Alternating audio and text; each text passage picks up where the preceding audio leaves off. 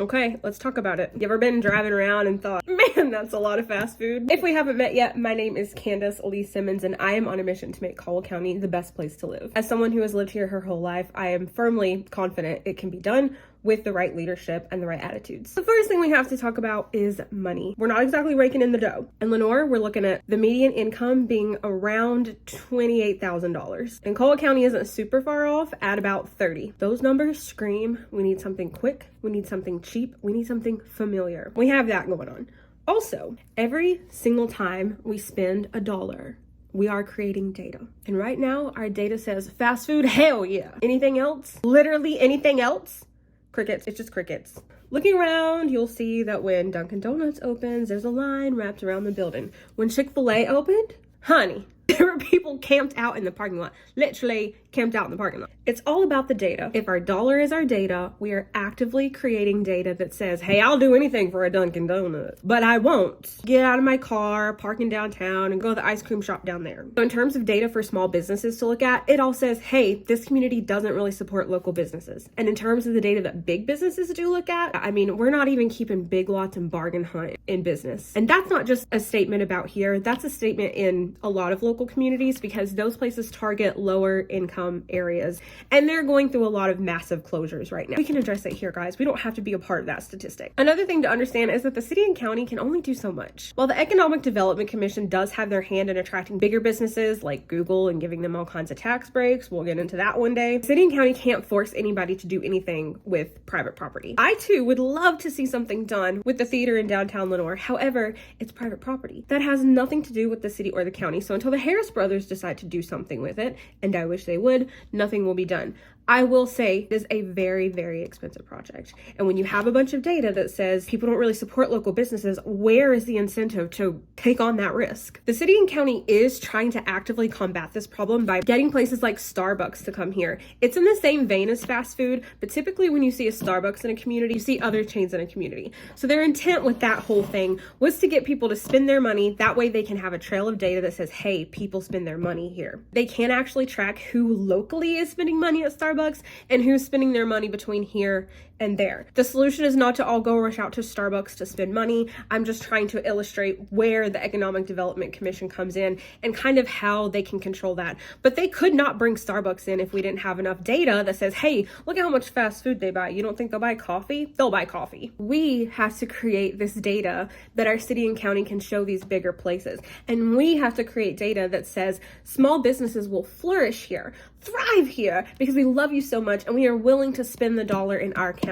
So the super good news about so much of that being in our hands is that we can change it. And it's not going to start with chains. It's going to start with small local businesses in Lenoir, in Granite Falls, in Hudson, in Whitnall, in all of our municipalities. When we take care of them, we're building data, we're creating jobs, which is going to help boost our median income. That in and of itself is going to trickle down and solve so many of these problems. When you purchase from a small local business, that money's going to stay here. Up to 70%, I actually think it's more like 72 or 73% of local money, meaning spent in your own community, is going to stay here, as opposed to only 14% with big chains like Walmart. And that's because these are your neighbors, okay? They are funding your local baseball team. They are also purchasing from other small businesses. They are paying taxes to the county, to the city. They're not getting these ginormous tax breaks that places like Google are getting. They are the backbone of where you live. So with that fundamental understanding, now we have to dive a little bit deeper. There are a lot of daily actions that are so damaging to these small businesses. We have to refrain from criticizing their pricing and from criticizing what we have available. When you make general blanket statements or hold general blanket beliefs such as, oh, there's nothing to do here, that is quantifiably false. I can agree that there's not a lot of places to get solid information. One of my aims is to change that, so stay tuned. But we have to understand that things are not going to be Walmart prices, okay? These businesses are not getting these massive discounts that Walmart's getting. They're not able to send their overseas to sweatshops. And at any rate, you don't go to Walmart and haggle at the cash register. I'm in these what's going on in Caldwell County groups, and I see suggestions like, oh, small businesses should give this out for free to attract customers. Be so for real right now. These businesses are ran by Linda, who also goes to Dollar General, whose kid goes to school where your kid goes to school. She does not have hundreds of thousands of dollars to give you free crap. But there are ways to get free stuff in Caldwell County. More on that in just a bit. You may not be able to afford it. I may not be able to afford it. Neighbor down the road might not be able to afford it. But Jim, living in Granada Farms, or Deborah, living on Norwood Street, they can afford it. Even if the only thing that you can contribute to building your local economy is to zip your lips and refrain from being a negative Nancy, it's important. Go out here and you blast about how they're proud of their stuff.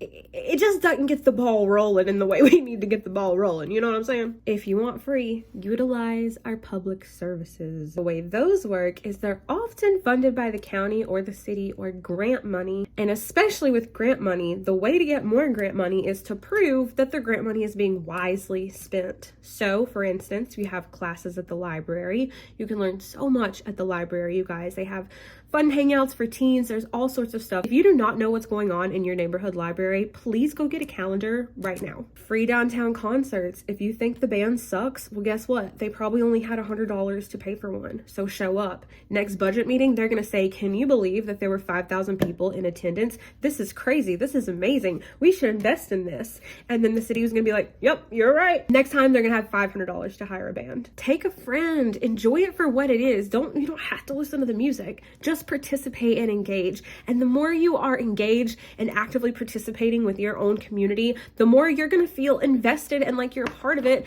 the less you're going to think negatively about it, and the more you're going to see the wonderful, amazing things happening behind the scenes especially. You can't literally poop on something and then sniff it and wonder why it doesn't smell good. Your community cannot be talked about negatively over and over and over again and be expected to flourish and thrive. If you have been able to patronize a small business, leave a review. That's going to ensure that they show up higher in searches.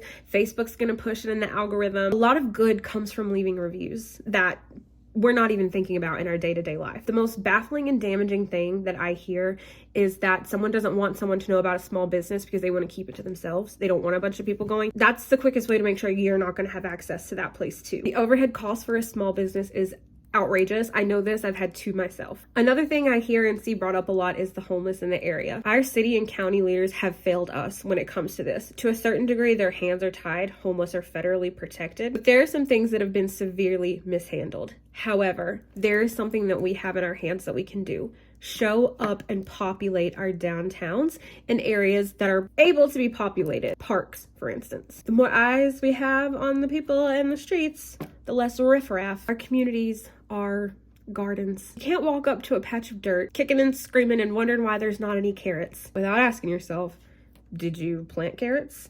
Did you water the carrots? Did you prune the carrots? We also have to be patient. It's a slow burn. If you need proof of that, look at Burke and Catawba. They're getting most of our money. Take heart in understanding almost none of this is your fault or our collective fault. We are not readily educated about local economics and how things work. We can decide that that's a failure in the school system. We can decide that our city and county leaders should be telling us these things, or whatever. Point is, the education doesn't make itself known. You don't know what you don't know, but now you know. So now that you know, I'm calling on you today to go support a small business. Leave a review, share a post, or go buy something.